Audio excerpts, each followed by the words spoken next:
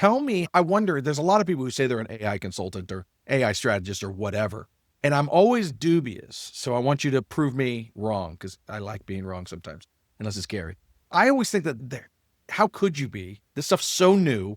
Are you just trying to cash in on the hot terms of today? Hi, everyone. Welcome to the BizDev Podcast, the podcast about developing your business. I'm David Baxter, your host, joined per usual by Gary Voigt. What's up, man? Hello. How are you? I'm good. Ready for another exciting edition. We ready? You ready? You excited? Yeah. I can't really contain myself. We are joined today by Brian Moynihan, who is an AI strategist and the CEO of Dreamscape AI Solutions. Welcome, Brian. How you doing? I'm doing well. Nice to be talking with you both. So AI, I mean, it's a buzzword, right? I've heard of it. It's something. It means Adobe Illustrator. That's right. Yes. Tell me, I wonder, there's a lot of people who say they're an AI consultant or AI strategist or whatever. And I'm always dubious. So I want you to prove me wrong because I like being wrong sometimes, unless it's scary. I always think that how could you be? This stuff's so new. Are you just trying to cash in on the hot terms of today? I don't like to misrepresent myself in any way. My background is I have a master's degree. Actually, I have a background, an MBA in strategy from UNC Chapel Hill, one of great business schools, as well as a master's in information science, also from UNC. And my third degree is in Zen Buddhism. So those are the things I can speak to with some expertise. Business with a strategy lens, information science with an emerging tech lens, and then the human side of things with a little Zen lens. And from that, I've been interested in emerging technology for a long time. That had to do with, first, I was going beyond apps and databases and web applications, mobile. I was really interested in digital health and how we could use applications and especially wearable devices to improve people's health. So I did that for a number of years at UNC Chapel Hill. I was thinking about the research component of it, the clinical side, and consulting on there, thinking about it in teaching and learning. And from there, my interest grew into virtual reality. And I grew a number of groups on both in the Raleigh area, both of which grew to over 1,500 people, one around the digital health side, one around the AR, VR side. And then in the last couple of years, as many other people did, although I had a background interest in AI that was going back a number of years, and I ran my first line of machine learning code in 2017 or something like that, and had read books about this. It was really after the Gen AI side of things with ChatGPT that I started getting interested. So last year I was VP of marketing at a company called Ultisim, which are real pioneers, both in virtual reality and AI. And it was from that period of time that I really got up to speed from a professional standpoint in terms of consulting, thinking about AI readiness and such. So my expertise is less on the technical side. I'm not the guy who writes the code. It's more on the strategy and consulting side. What can we do with this? So I've written a couple books on this and have some sort of custom frameworks and work with a number of people to try to bring this into their organizations. So that's my business. I suppose that sounds like credentials. Gary, do you think we're going to give him a pass? It sounds like he knows what he's talking Well, about. it sounds a lot cooler than just some random guy on social media trying to sell you prompts. And once I heard Zen Buddhism, I was hooked. So yeah. Yeah, you and Gary need to have your own podcast at another time. But it is, I think our audience as well, it's not just me trying to be like a skeptic, but I think a lot of people are gun shy about that because there are a lot of people who came out of the woodwork, right? Like we joke that the crypto bros became AI bros and they've been selling the courses and we don't want to fall prey to that per se. We want to make sure that the people who come on our show are actual experts. So we've written books and stuff. We're going to give it to you. We'll give it to you. Unless you were a crypto bro before, and this is going to be a real short learning podcast. Code, so yeah. So tell me at a high level, I'm a new company, newish. Let's say I'm an existing company. I'm not like a startup. I'm an existing company, been around, let's say 10 years. I have a website. I have this, that, and the other, but I don't know anything about AI. And so I see, hey, this guy seems smart. He wrote a book. What are you going to tell me? Like, how do you tell me, who I don't know anything about it, except for what I hear on the news? What are you telling me? How are you encouraging me to embrace it? A couple things. So one of my frameworks that I talk about is SHOT, S-H-O-T. That stands for strategy, humans, operations, and tactics. So one of the things when we're thinking about AI, it's not just a single thing that we're trying to bring into our business, but we're trying to think on these different levels. Strategies at the highest level, operations is more on the team and operational level, automation and augmentation. And then the tactics is more sort of the prompts and how people use it, how we're bringing it to proof of concepts and bringing it into our work. And around all that is the really interesting human component, which actually I think not nearly enough people are talking. So thinking about how do we bring together an organization to get all the best ideas and insight and make sure that people are aligned in the same direction and that there's a transparent process by which we can make sure that AI is being tested in a safe environment, that we understand its risks, but people are also playing with it and understanding what we can do and take it to the next level.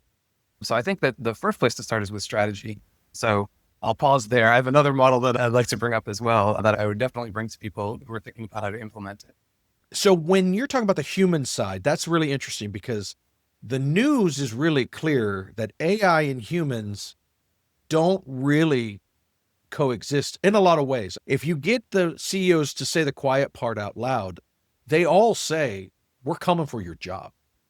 And so how do you blend AI and the human side? That seems like a really interesting pairing. Yeah, there are a couple things there. One, I think that if you think about the sort of the famous Gartner curve, where we're talking about the diffusion of innovations and where we are on the hype cycle. In fact, a lot of times you see that curve and it's, what is that y-axis? What are they talking about? What they're talking about is expectations. So when there's a new technology, it's generally the expectations are relatively low that it's going to have much of an impact. Then you hit at some point where you have very high expectations after people realize there's a crash and then really it's not going to work as well as they thought, after which it starts to rise again and you reach a plateau of productivity.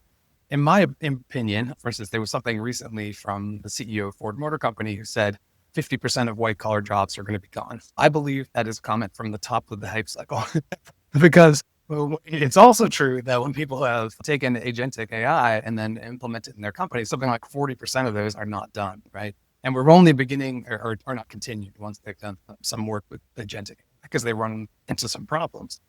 So they have security problems, for problems when an agent has to work with other agents. They realize that AI is not much like a traditional computer program. It's more like a person that doesn't always give the same outputs.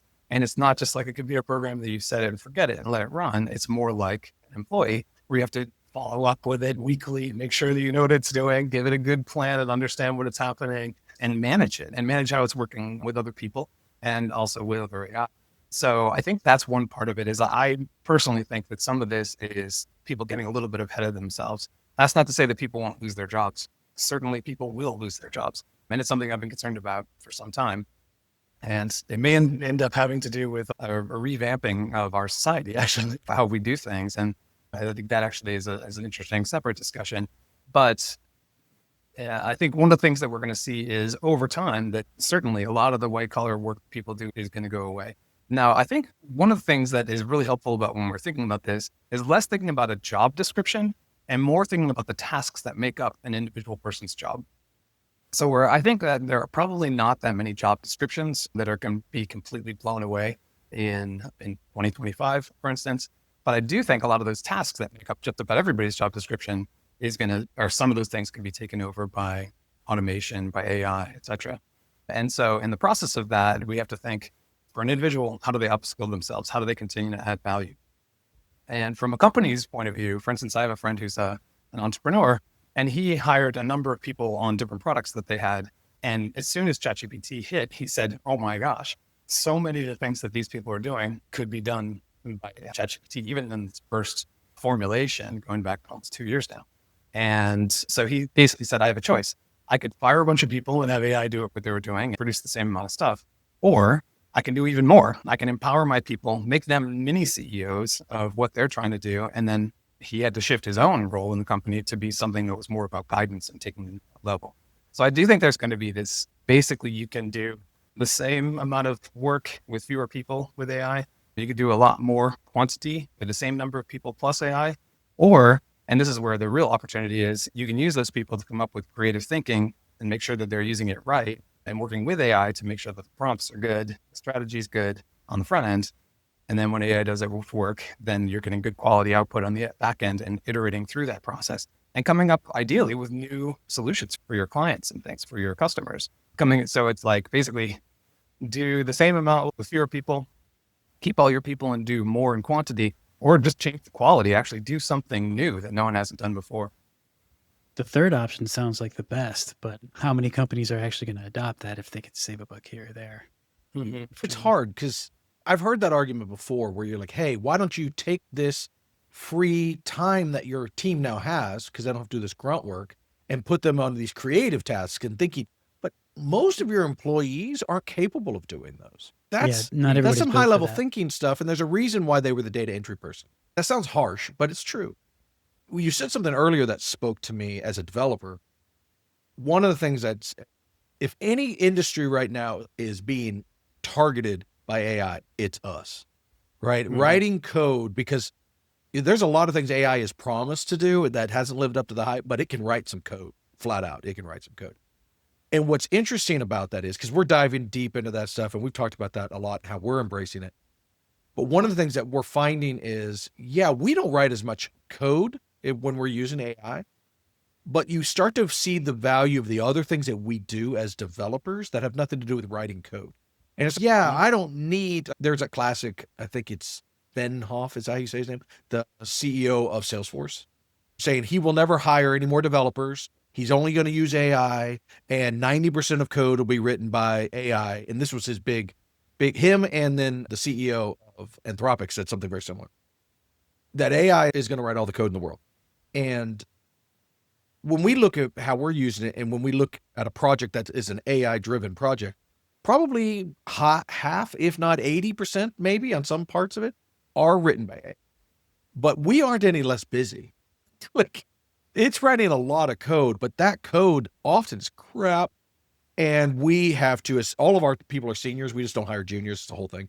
But we have only seniors, and they're basically, their job is to be the conductor of these amazing bots that can write good code, but often will not. And their job is to make sure that it is guided and building it right and doing it in a way that's sustainable and scalable and all this kind of stuff. And you start to value those other things. And I think that's true for these other things. I'm only speaking from my experience.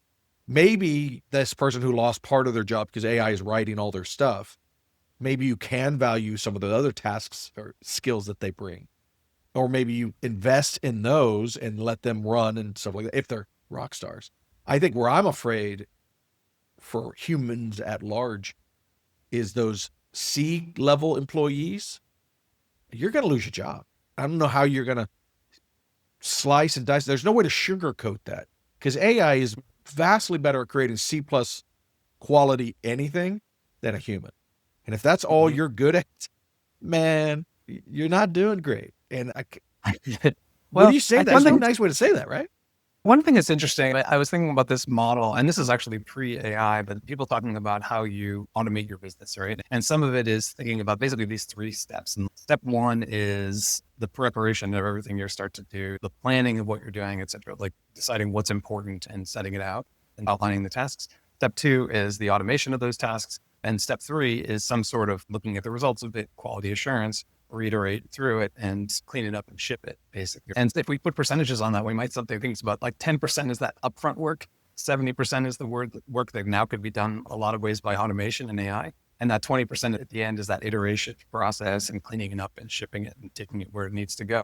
And I heard somebody was saying that, for instance, in medicine, when a doctor comes and does diagnosis, and a lot of AI is chipping into being able to do what doctors can do in the diagnosis side. But what it can't do is all the prevention stuff that comes before you come to see the doctor, and then all of the planning, everything that makes sure that people are following up on their treatment plans after. So if we think about medicine as being this 1, 2, 3 step process, everything before you see the doctor, when you see the doctor, and everything after, we're seeing that middle stage being automated a lot. That's no longer the bottleneck, but that only pushes the bottleneck out to the other side. And I think that's just probably true of other things as well.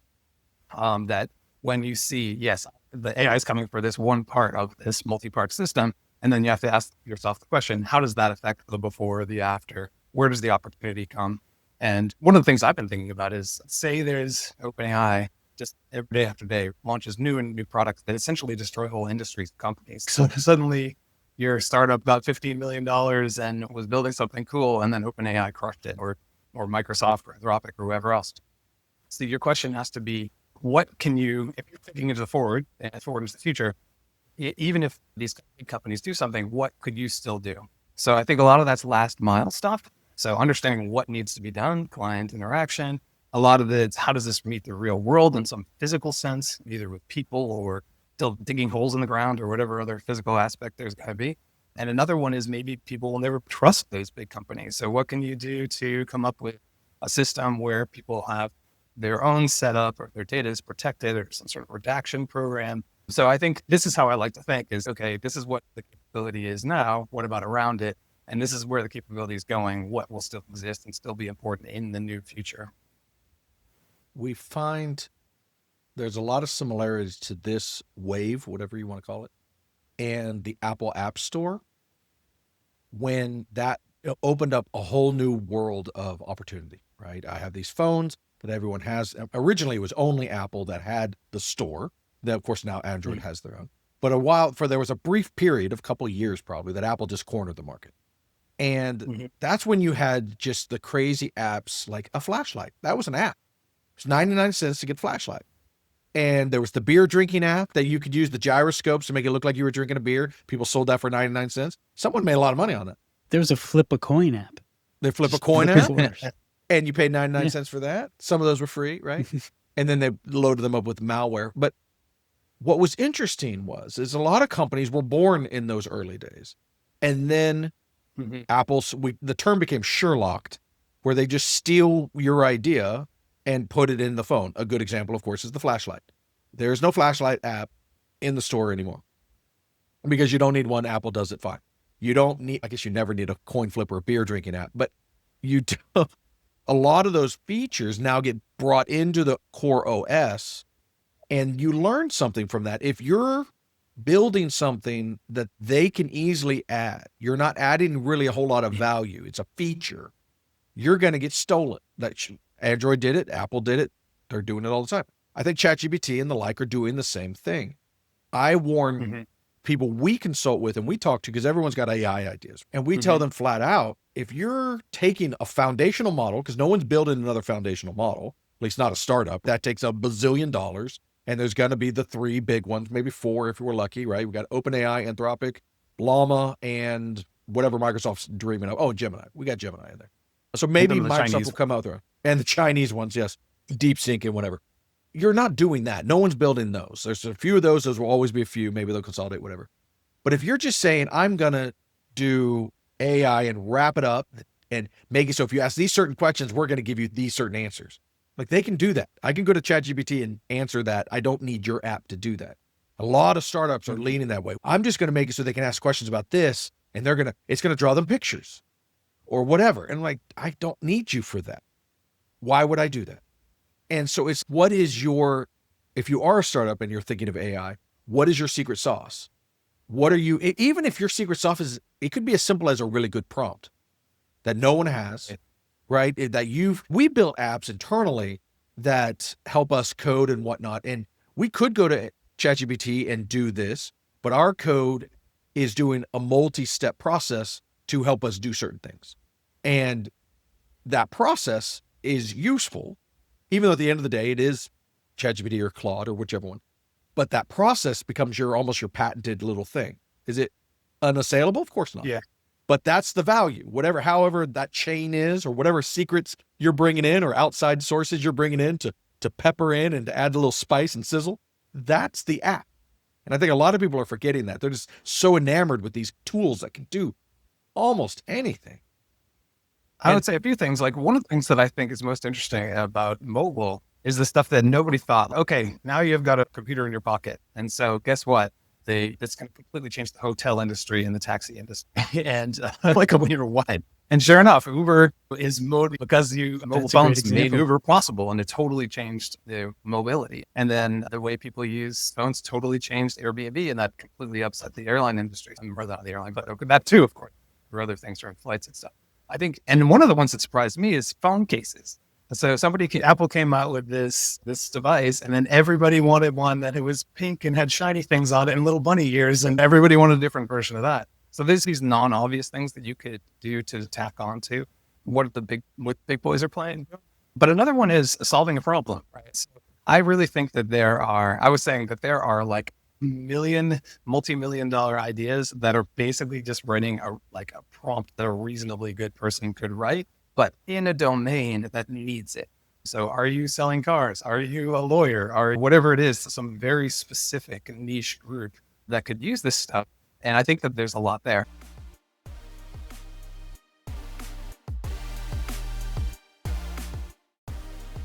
Big Pixel builds world-class custom software and amazing apps. Our team of pros puts passion into every one of our projects. Our design-infused development leans heavily on delivering a great experience for our clients and their clients. From startups to enterprises, we can help craft your ideas into real-world products that help your business do better business. So if I am getting started or in this world, and not a developer, not something like my world, but I'm just a CEO of a brick and mortar or a restaurant or a construction company, whatever. What are some practical things that I could use AI for? One of the things I'll back up, and this is the model I was talking about earlier. I have a model I call MAP, M-A-P, and it's mission, AI, and the P is everything else. It's the people, the process, the plan. And if you've ever heard of, in finance, sometimes you'll hear about zero-based costing. I don't know if you know this concept, but basically it's many people who have a budget from last year for their department might just take all the lines, add 3% to all of them and ship it. It's like, that's the coward's way of planning, financial planning. The good way of doing finance. The good way of doing financial planning is to take everything off the table. You start with zero, and then you bring back the most important stuff one at a time. And you say, how important is this thing? And then you might end up with more or less. These things are all going to be resized. You might put something in there that you never had before. Some things may never come back into the budget again. And I think that's how I'm thinking about AI, is that basically you're going to start with your mission. What is your why? I like Simon Sinek on this, where he's start with why. So you've got why you do what you do, you've got how you do it, and then only after that, what you do. So famously talks about Apple. You begin why we do it, we think differently. And then after that, it's how do we do it? We have the highest quality hardware, plus the vertically integrated in a beautiful X. And then what they do is then computers and phones and iPods and everything else that Apple does. And so trying to start from that why and then how and what, the why is the center of everybody's business. And that's not always obvious. And so, for instance, Clayton Christensen talks about this idea of disruptive innovation. And here's another example of, if you were in the 1990s, if you were a record company, what you did was print CDs and sell them to Tower Records so they could sell them to people. It was all about a physical product and some sort of distribution channel. And obviously that has gone away. If a music company said instead, we take great musicians and have them create great work and get it into the hands of people who love music, then that is their why. That is their true, what they do. And so I think AI is going to change a lot of these ways of doing business. That why, what they fundamentally are doing for somebody, doesn't change in many cases. And that helps rethink it. So you start with your why. The AI part is now we live in the age of AI. I can do a lot of things. It can change your strategy, your operations, tactics. You can use it to write emails. You can use it to do strategic thinking. You can use it to customer service. You can do all kinds of things. So with that in mind, only then do we think about what do we do with our people, our processes, our plan around that. So in fact, I did work with somebody who is a restaurateur, and he has a couple of restaurants and they make great food. And he was saying one of the ways that he wanted to use AI was for his managers. So if you're in a restaurant, you're going to think, okay, sometimes we cater. That tends to happen in certain times of year. So if it's around a holiday or depending on the weather, we might plan and do inventory a certain amount, right? Or certain things are in season. So part of that manager's job was to do all this planning, all this inventory, all of the thinking ahead. And another part of their job was working with their employees and thinking about what customers want and being more customer focused. So really he was thinking about how do we take the AI to do a lot more of that prediction about what sort of inventory we're going to need, and then just schedules and some of the boring stuff, and then have that person spend more of their time on really what they were hired to do, which is focus on people, their employees, and also their customers, and how they can really bring an amazing experience to their customers and maybe bring new things to the menu. So I think that's an example. And then by domain, you can use that same sort of framework to think it through. Brian, with your experience consulting for these various companies, big and small, would you have 3 pieces of advice that you would give today's startup or entrepreneur, including how they might use AI? Yeah, I think what I laid out is about mission, AI, and humans. So number one, it's about your mission. And so again, Clayton Christensen talks about what you sell is not exactly what you sell. The Black & Decker doesn't sell drills. It sells holes in the wall. If somebody can get a hole in their wall without using a drill, they might find some other way to do it.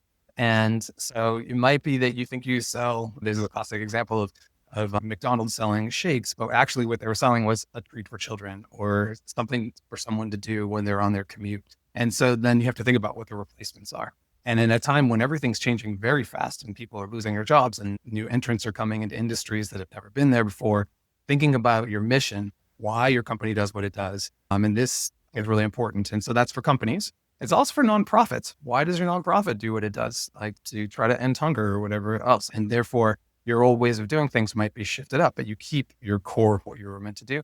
And I would even say that this is for individuals.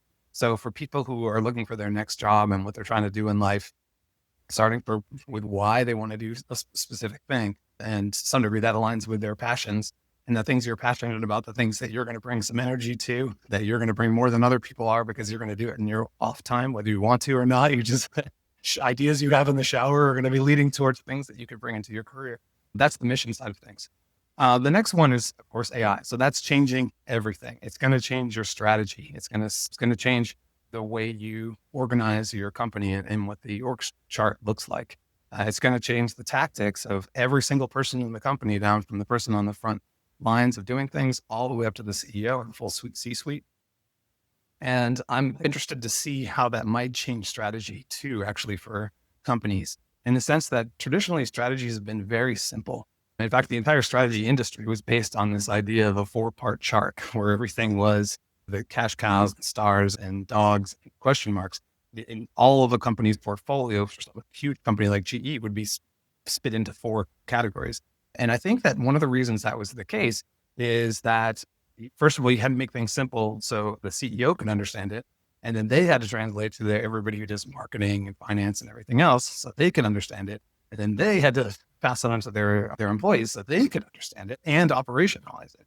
So there's this idea of understanding, communicating, and logistics that required this like simplicity of strategy at the top. I'm curious that with AI, being able to improve all of these things, communication across an idea, getting lots of market data to have more complex ideas of how we can bring things together, and then also operationalizing things at light speed in dynamic ways, if we might actually see shifts in strategy there. And then the third thing I would say is humans.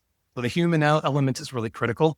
I don't think there's that many people who really understand people who are working with this tech and vice versa.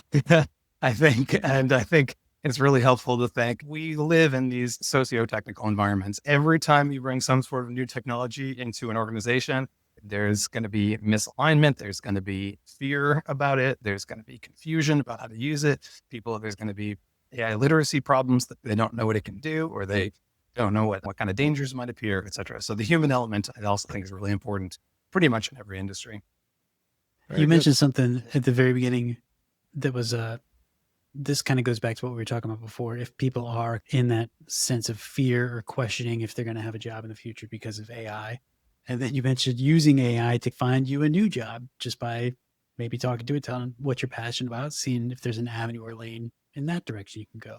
I thought that was interesting. So if anyone wants to learn more about Dreamspace AI Solutions or about yourself, how can they reach out?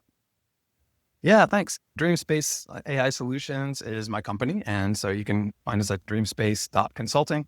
And I'm Brian Moynihan. So you can find me on LinkedIn. So I'm looking forward to connecting with people. We'll make sure we put those links in the show notes as well. Thank you so much, Brian, for chatting with us. This has been a lot of fun. This is a lot of fun. Yeah.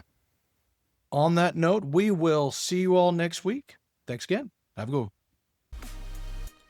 That wraps up this episode of the BizDev Podcast. Thanks for listening. Let us know your thoughts. We'd love to hear from you. Shoot us an email at hello@thebigpixel.net or connect with us on Instagram, Facebook, YouTube, X, and LinkedIn. BizDev is a production of Big Pixel, a US-based provider of UX, design, strategy, and custom software. This podcast is edited by Matt McCracken, yes, that is his name, and me, Christy Pronto, marketing guru for Big Pixel.